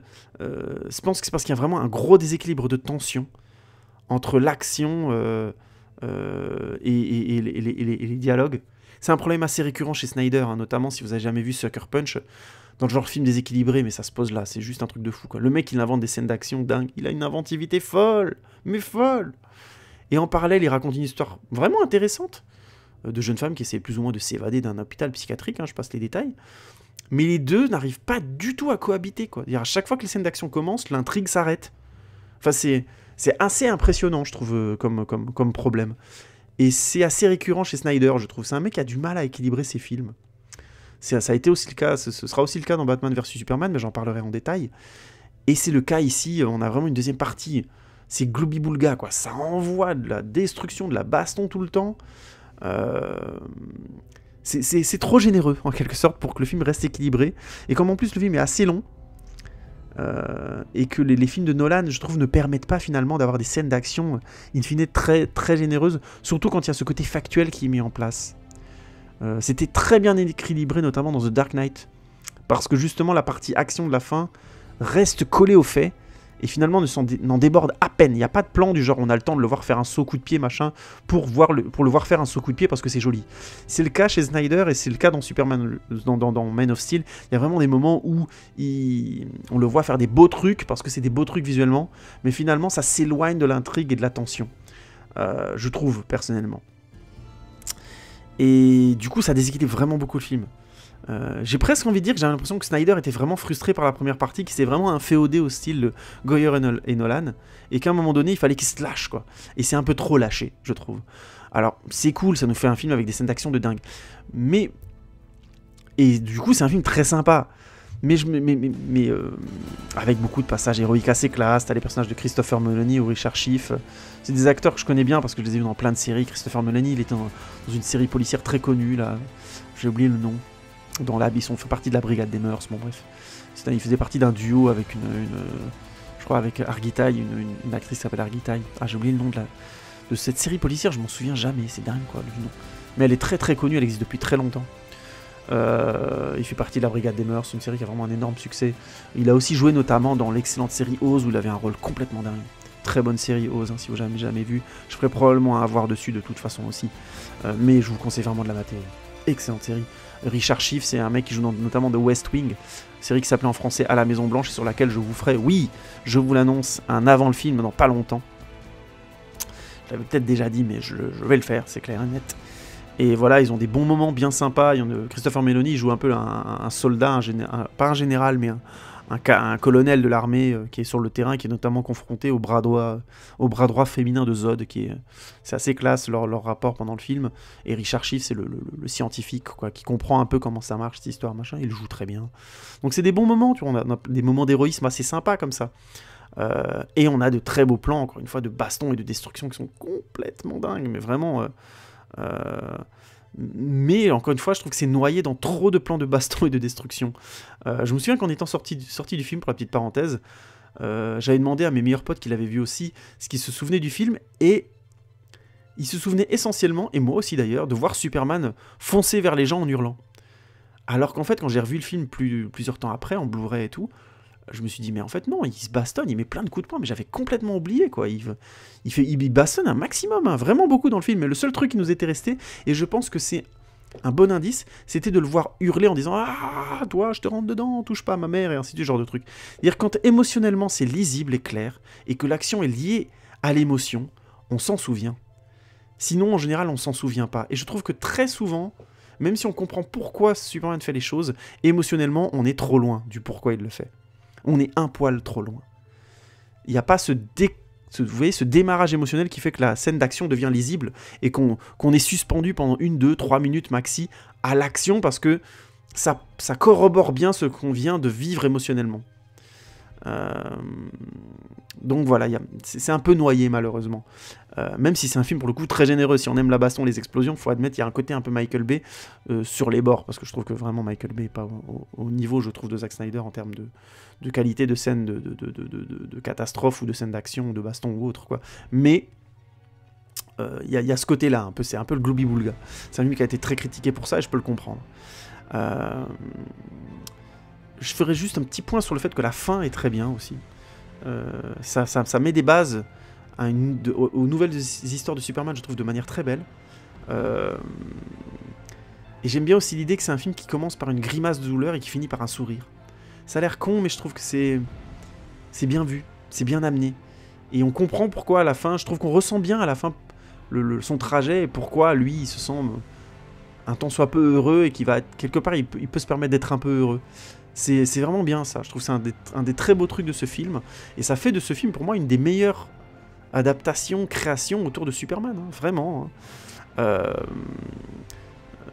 Je vais aborder ma conclusion un petit peu... Ah non, avant d'aller à la conclusion, je voulais parler un petit peu de la musique, pardon, de Harry Gregson Williams, et notamment du morceau Arcade. Alors le morceau Arcade, que je vise... normalement je vais vous mettre la musique, vous devriez écouter la musique de Man of Steel si je la trouve, sinon vous aurez une autre musique, mais vous l'avez déjà peut-être entendue, et vous l'entendrez peut-être à la fin, je la mettrai exprès à la fin de la critique, comme ça vous l'entendrez dans la partie spoiler aussi. Arcade, c'est vraiment le morceau mythique, je trouve, de Man of Steel. Il y a un autre morceau qui s'appelle Flight, qui a eu beaucoup de succès aussi, mais que j'ai trouvé plus anodin, et qui me rappelait, entre parenthèses, une musique que Harry Gregson Williams avait fait, excusez-moi 2 secondes, une musique que Harry Gregson Williams avait fait notamment pour le film Le Prestige, donc c'est une musique qui ne m'a pas spécialement restée en tête, je trouve. Par contre, Arcade, donc vous l'entendez là, j'imagine, derrière moi, et c'est clairement le morceau qui donne de l'ampleur et du côté épique à l'action, ce qui fait que il est utilisé à plusieurs endroits très forts dans le film. Un premier, quand Jor-El va chercher le codex au début, on l'entend pour la première fois. Quand la fameuse machine, donc je dévoile pas le pitch trop, parce que j'ai pas mal dévoilé de choses, qui va s'attaquer plus ou moins à la Terre, est lancée, on l'entend, et on la réentend, je crois, encore après, quand Zod et Superman combattent. Mon interprétation, c'est que le morceau s'appelle Arcade, alors que souvent les morceaux de Harry Gregson Williams sont des titres beaucoup plus évocateurs, par exemple c'est le thème de Batman, ou ce genre de choses, vous voyez, c'est très direct, et là, en l'occurrence, c'est pas le thème de Superman. C'est le thème plutôt de Krypton. Et je trouve qu'à cet endroit-là, le film est vachement bien. C'est vraiment un film sur comment dire, la musique insiste vraiment, je trouve, au bon endroit sur le fait que c'est l'histoire de la fin de Krypton. Et la musique, cette musique, elle renvoie à ça. Elle renvoie à la fin d'une société décadente et à tout l'impact qu'elle va avoir sur une autre civilisation, la civilisation humaine. Et à cet endroit-là, c'est une musique qui apporte énormément au film. Elle a une montée émotionnelle très simple, c'est un crescendo. Hein. Après, il faut savoir le faire. Hein. Je fais mon cake, moi je ne sais pas du tout composer de la musique, je suis nul. J'ai des oreilles en carton, hein, donc il faut m'entendre. Mais d'un point de vue cinématographique, je trouve que ça marche extrêmement bien. Et on sent vraiment que Snyder l'aurait utilisé plus, je pense. Et qu'en termes de sens, il s'est dit, ce sera lié à l'histoire de Krypton, et je la mettrai aux endroits liés à Krypton, pour pas qu'en termes de sens, ça devienne flou, et que ça arrive n'importe où. Mais du coup, j'ai vraiment l'impression que leur collaboration avec Gregson Williams a été compliquée, et que je ne suis pas sûr que Gregson Williams ait fait cette musique pour autre chose que pour la fin. J'en suis pas du tout convaincu. Notamment parce que quand on écoute toute la bande-annonce, le thème réapparaît très peu, et pas spécialement sur des passages qui sont liés à Krypton. C'est vraiment un choix, je pense, de Snyder d'avoir remis cette musique à plusieurs endroits comme ça. Ils ont dû collaborer, il l'a peut-être imposé dans la composition à un moment donné. Mais je trouve que ça change un petit peu la nature à un moment donné de cette musique. Musique qui est, encore une fois, je trouve particulièrement qui est très importante. Elle nous emporte, cette musique, vraiment, émotionnellement. Très réussi, arcade. Ce morceau. Donc là, je voulais juste en parler un petit peu, et je trouve que ça parle un petit peu de l'épuisement que va avoir Harry Gregson Williams sur Batman vs Superman. Je crois pas qu'avec Snyder, il se soit vraiment compris. Il faudra que je regarde dans Justice League qui fait la musique, si c'est Harry Gregson Williams, mais je crois que c'est quelqu'un d'autre. On verra à ce moment-là. On en reparlera. Voilà, tout ça pour dire... bilan, donc, le petit bilan de ce film... je trouve que c'est un film qui avait des ambitions de film d'auteur. Et à cet endroit-là, est-ce qu'il est à la hauteur de ses ambitions? Non. Je dis non. Le film a trop de déséquilibre pour ça. Il y a des erreurs de vraisemblance bizarres, dont je parlerai dans la partie spoiler. Et il y a un beaucoup trop gros déséquilibre entre la première et la deuxième partie. Entre l'écriture de Goyer et la réalisation de Snyder, il y a un moment donné où ils étaient plus réellement en accord, je pense. Et du coup, on a une première partie qui est hyper factuelle, hyper efficace, et qui veut viser la vraisemblance, et qui rate des trucs en plus. Et une partie très très spectaculaire ensuite, qui est trop généreuse, et trop, entre guillemets, expansive. Et du coup, on se retrouve avec un film qui est non pas trop long, mais mal équilibré.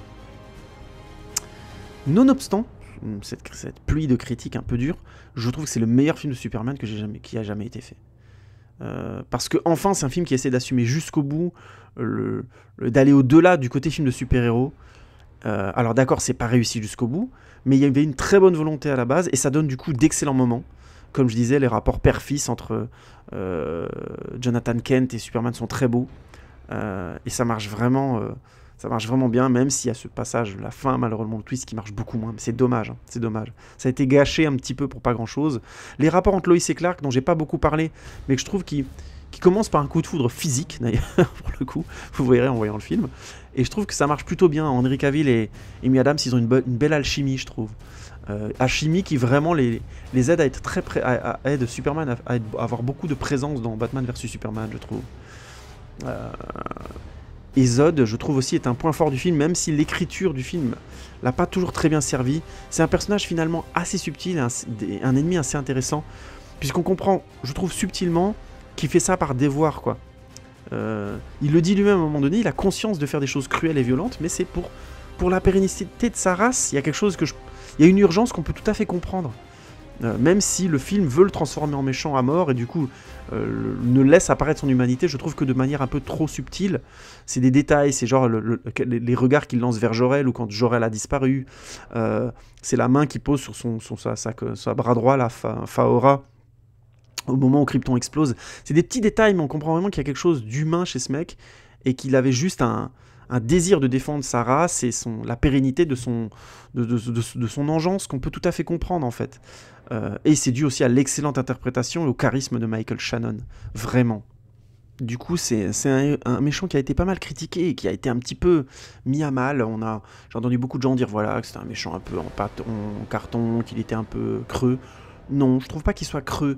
Qu'il ait été un peu trop orienté dans la mise en scène vers un méchant monolithique pour avoir des scènes de baston, machin, ainsi de suite, et d'être un petit peu plus physique, ok. C'est peut-être un peu trop poussé, et là c'est peut-être les limites de mise en scène de Snyder, peut-être, j'en sais rien. J'en parlerai peut-être le jour où je ferai après le film sur Watchmen, qui ne devrait... c'est clair que je ne vais pas le faire dans très longtemps, je pense. Mais tout ça pour dire, c'est un méchant qui est classe et qui a du charisme, quoi. Je trouve vraiment que, pour le coup, c'est un bon méchant. Et c'est juste que son histoire et son écriture est pas très bien servie par la mise en scène au travers du film, finalement. Bref, je résumerai en disant que Snyder et David S. Goyer se sont finalement un peu contrecarrés l'un l'autre par moment. Alors voilà, on arrive un petit peu à la fin de cette critique, qui est beaucoup plus longue que ce que je pensais. Désolé les amis, mais je me suis de nouveau énervé là. Et oui, je parle trop, c'est connu. Donc 5 ans après la polémique, puisque c'est un film qui avait fait polémique, qui avait, sur plein de points, il y avait beaucoup de gens qui avaient vraiment pas aimé ce Man of Steel, qui l'avaient trouvé assez quelconque, et je pense que c'est essentiellement dû au fait que le film est déséquilibré. Il y avait eu toute cette polémique autour du fait que Superman c'est Jésus, il y a toute une question un peu chrétienne derrière, protestante américaine, là, machin. Et parfois, c'est un peu lourd. Oui, on le voit dans un plan, il s'adresse à un prêtre, et puis derrière lui, il y a Jésus à genoux, machin, blabla. Enfin, vous voyez, dans les vitraux, il sort du vaisseau à un moment donné dans l'espace, il se laisse aller en arrière, il a une position christique, il est dans l'eau, il a une position christique, en croix, enfin voilà. Donc oui, c'est un peu lourd par moment. Mais je trouve que vis-à-vis du personnage de Superman, ça reste crédible, puisqu'il a été élevé comme ça par les Kent, c'est des vrais catholiques américains, ils croient en Jésus à mort, et voilà, il a été transmis dans ces valeurs-là, donc c'est pas si surprenant qu'il soit un peu en foreshadowing. C'est un peu trop fort, oui, mais je trouve que ça dérange pas la lecture du film, au final, voilà, il se met pas à dire... vous voyez ce que je veux dire, ceci est mon corps et mangez-en tous, tu vois. Et en plus, dans Batman vs Superman, ils abandonnent très très vite cette imagerie-là. Donc, je pense que c'était vraiment présent dans les idées de David S. Goyer, et Snyder les a respectées. Et à partir du moment où ils ont écrit Batman vs Superman, on sent vraiment que du coup, ça a été évacué. Et c'est très bien, c'est pas ce qui est intéressant avec le personnage, même s'il finit par mourir, ressusciter et tout le bordel. Je pense vraiment que l'idéologie chrétienne se barre vraiment des films et la quitte complètement. Et c'est très bien, d'ailleurs. Donc je pense que ça a été une polémique un peu surfaite. Et en plus, je trouve que c'est un Superman qui est un peu plus humain que le précédent. Donc pourquoi pas? Il choisit vraiment la race humaine, finalement, et sa nature humaine. Il fait des choix très forts dans le film par rapport à ça. Donc je trouve ça assez cohérent, qui se rattache à une idéologie et une religion, une philosophie de vie qu'on lui a enseignée. Je trouve ça tout à fait cohérent. Bref, pour moi, ça, c'est pas vraiment un problème. Je comprends pas que ça ait fait autant de polémiques à l'époque, surtout face à un film aussi généreux, et un film de super-héros qui rendait bien son quota, quoi, de scènes d'action, de spectaculaire, tout en ayant un vrai discours et quelque chose de vraiment singulier. On peut critiquer Man of Steel sur plein de points, mais pas sur le fait que c'est un film de super-héros très singulier, pour le coup. Voilà, je vais m'arrêter là, je dirais juste, on va aller avec la partie spoiler pour ceux qui l'ont déjà vu après. Pour ceux qui ne l'ont pas vu et qui ne veulent pas écouter la partie spoiler, je vous remercie beaucoup de votre écoute, c'est vraiment cool. N'hésitez pas à liker, évidemment, ça aide à ce que la vidéo soit vue. N'hésitez pas à mettre des commentaires, j'aimerais vraiment connaître vos points de vue là-dessus, sur ce film, évidemment. Et à faire vos retours, ainsi de suite, à me conseiller d'autres films aussi, il n'y a vraiment pas de problème, ça m'intéresse énormément. N'oubliez pas le Twitter, le Facebook et l'Instagram sur lesquels je mets régulièrement les épisodes de HO et de Avoir que je m'évertue à essayer de sortir une fois par semaine. Hein. Vous avez vu, hein, je me suis un peu énervé, j'essaie vraiment de tenir le rythme, même si c'est pas évident. Là, je vais bientôt être en plein déménagement, donc autant vous dire que ce sera difficile, mais je vais essayer de tenir le cap. En faisant des épisodes plus courts, ce sera peut-être plus facile aussi, vous allez me dire, mais bon, voilà, je parle trop, j'ai qu'à assumer. Et je vous dis à très très bientôt, du coup. Et pour les autres, on entame la partie spoiler. Alors, dans la partie spoiler, j'ai envie de vous parler de la mort de Papa Kent. Pourquoi? Donc je rappelle un petit peu la séquence, ils sont en voiture, ils se prennent la tête, Clark veut commencer à utiliser ses pouvoirs, à s'affirmer un peu, son père lui dit qu'il doit pas le faire comme d'habitude, et puis il dit mais de toute façon je sais pas pourquoi je t'écoute, t'es un fermier, t'es pas mon père. Donc c'est une scène que je trouve très belle, où il est vraiment blessant et violent dans ce qu'il dit à cet endroit-là, et on comprend d'autant mieux pourquoi il est traumatisé après, puisque juste après, il y a cette fameuse tornade qui arrive, son père a pas le temps vraiment de lui répondre, et ils doivent sortir de la voiture et tout le monde doit aller se réfugier sous un pont parce que la tornade elle est énorme, hein. Il y a un côté Twister. Hein. Twister, vieux film des années 90 autour de tornades, film archi naze. Non, je déconne, je l'ai pas vu depuis longtemps, mais à l'époque je l'avais trouvé archi naze, mais bon, ça avait fait, c'était hallucinant en termes d'effets spéciaux, machin. Il y avait le fameux plan, on voyait la tornade embarquer des vaches et tout ça, bon bref. Je passe les détails, c'était avec une actrice qui jouait dans la série d'Inde de Toi ensuite, et que je trouve très très bien. Je crois que c'est pas Holly Hunter. Je sais plus son nom, bah tant pis. Mais qui joue avec Paul Reiser dans Dingue de Toi, voilà. Mais voilà, ça me revient pas. Mais qui était une excellente actrice, visiblement difficile à faire jouer, je crois. Elle demandait trop de fric. Du coup, elle avait joué dans essentiellement un gros film au cinéma avec Mel Gibson. C'était Ce que pensent les femmes. Voilà, son nom me revient pas. C'est pas grave. Vous la retrouverez bien à ma place. Donc voilà, tout ça pour dire Twister, on ferme la parenthèse. Et donc, cette fameuse tornade arrive, on connaît la séquence, ils vont tous vers en dessous du pont, ils voient une gamine qui a besoin d'être portée, Clark la prend dans ses bras, ils vont tous vers le dessous du pont, et là ils se rendent compte que, oups, ils ont oublié le chien dans la voiture. Du coup, Clark, au lieu de donner la fille à son père et de lui dire « va au pont, je vais chercher le chien », Non, c'est le père qui lui dit non, non, non, amène la gamine au pont, je vais chercher le chien moi. Donc, il faut bien comprendre que là, le père Kent, il est déjà vieux. Hein. Il a la cinquantaine bien tassée. Mais admettons, dans le speed, il y va. Donc il y va. Il arrive à la voiture, la tempête arrive. Il y a une voiture qui se retourne, qui tombe sur la voiture, machin truc. Clark, il est sous le pont avec sa mère. Sa mère, il est là, lui dit « Ah mon Dieu, qu'est-ce qui se passe, machin ?» Et lui, il est là, il attend en regardant comme ça, avec les dents serrées, du genre « Est-ce qu'il va s'en sortir ?» Finalement, il arrive, le papa Kent arrive à ouvrir la portière, donc le chien s'en va vers eux. Et il sort de la voiture et il claudique parce qu'il s'est fait écraser le pied ou la cheville, quoi. Et donc, bah, la tornade arrive sur lui, là, il est foutu. Et il fait signe il fait un nom de la tête à Clark en lui disant non, tu viens pas me chercher, tu viens pas me sauver parce que les gens vont savoir et tout, blablabla, bla, et que toute sa vie il le dit, il faut pas que les gens savent, sinon ils auront peur de toi, ça va te pourrir la vie et tout. Et donc Clark il va pas et il meurt sous la tornade et donc tu vas Clark être dégoûté parce qu'il a pas pu sauver son père a tenu son principe jusqu'au bout et lui il a respecté son père tellement que son père en est mort. Et son père a choisi de mourir tellement il avait peur de ce que les gens allaient penser de lui s'il découvrait qu'il était Superman.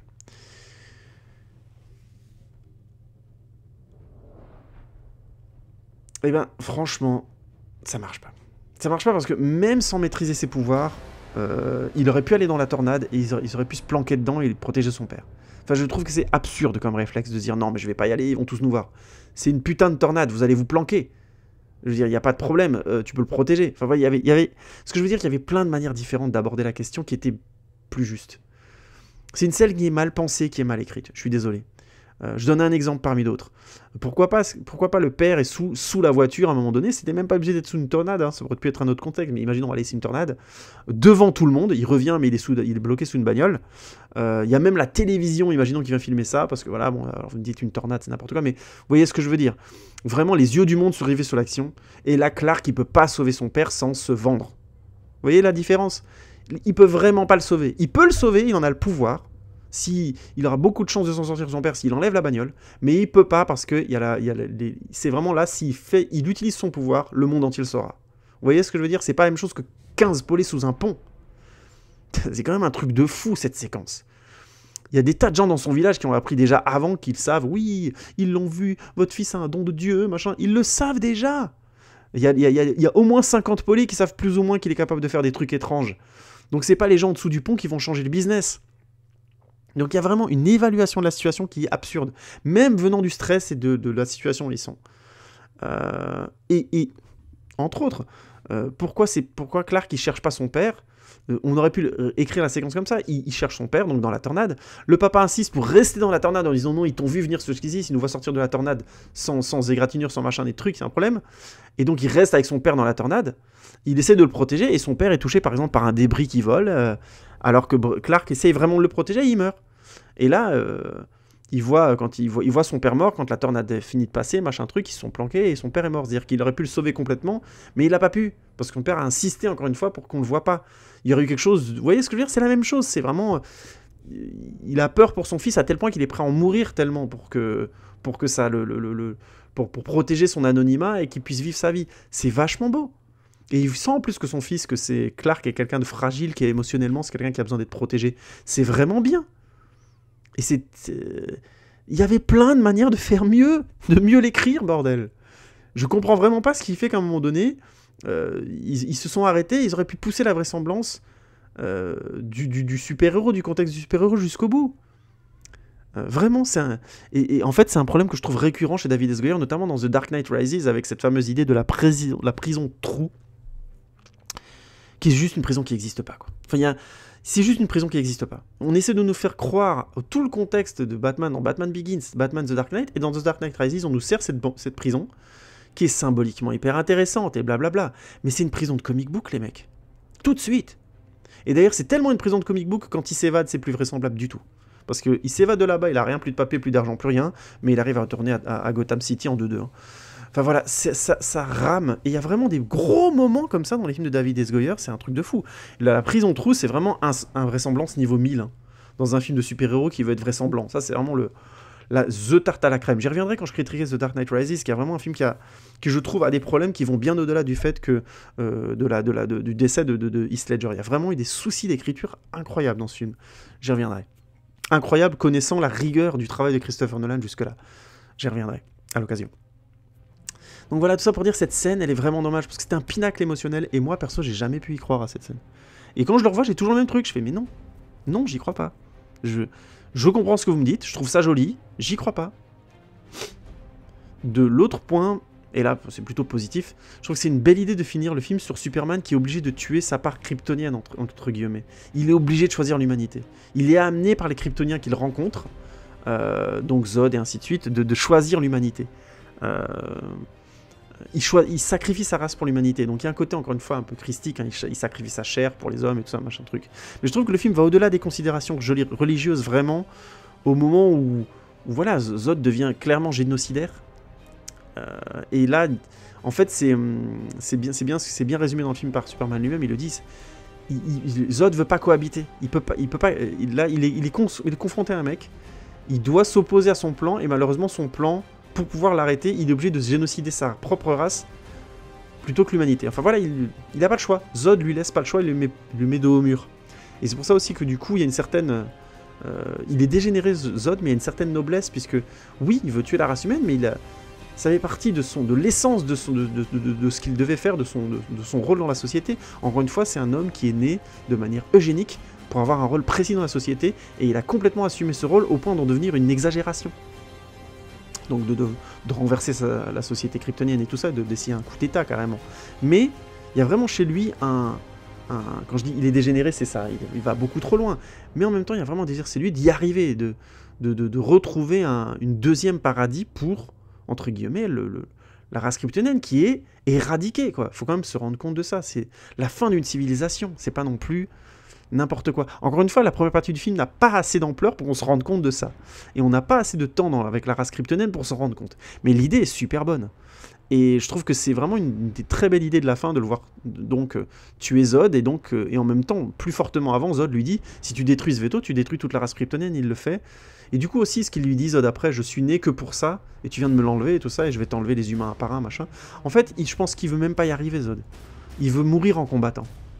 Je pense vraiment qu'il est pas moins fort que Superman. Il lui dit « Je suis un soldat, t'es un fermier, je vais te défoncer ».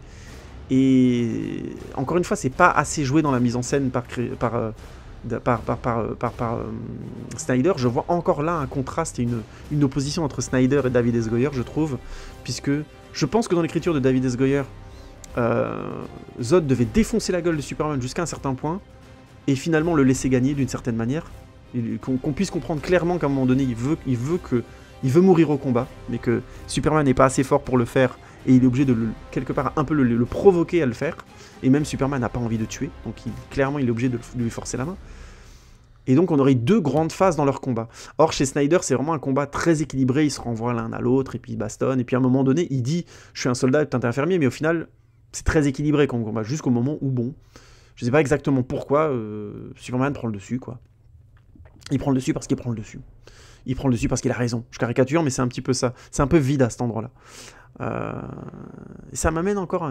J'avais pas pensé jusqu'à là, mais je pense vraiment qu'il y a une contradiction entre la mise en scène de Zack Snyder et le scénario de David S. Goyer. Je le pense vraiment. C'est peut-être une des plus grosses difficultés de ce film, au final. Et c'est dommage, du coup, de ne pas avoir gardé ce cap, cette minéralité... un peu dans l'histoire, ce côté vraiment très histoire intime, jusqu'au bout, jusqu'au film Justice League. C'est vraiment dommage. Mais j'en parlerai plus dans ma critique de Batman vs Superman, qui arrive dans un moment, je sais pas tout de suite, mais dans un moment. Et ben voilà, je crois que je vais m'arrêter là, parce que j'ai vraiment assez parlé cette fois-ci. Je vous remercie beaucoup d'avoir écouté cette critique. On se retrouve bientôt, je redis pas ce que je vous ai dit avant, likez, tweet, commentaires, Facebook, Instagram. Franchement, ça fait plaisir de voir qu'on est écouté, mais j'aimerais aussi échanger avec vous, donc n'hésitez vraiment pas à me dire ce que vous avez pensé des films. Peut-être pas simplement pour dire quelque chose de différent, mais peut-être simplement pour me dire ce que vous en avez pensé. Moi, ça m'intéresse énormément, ça me nourrit, et je suis loin de penser que j'ai la science infuse sur les films. Vraiment très très loin, j'ai vraiment beaucoup trop de choses à apprendre, et j'arrêterai jamais d'apprendre, je pense, sur le cinéma. Moi. Voilà, je vous remercie encore beaucoup pour votre écoute, les amis, et puis à très très bientôt. Ciao.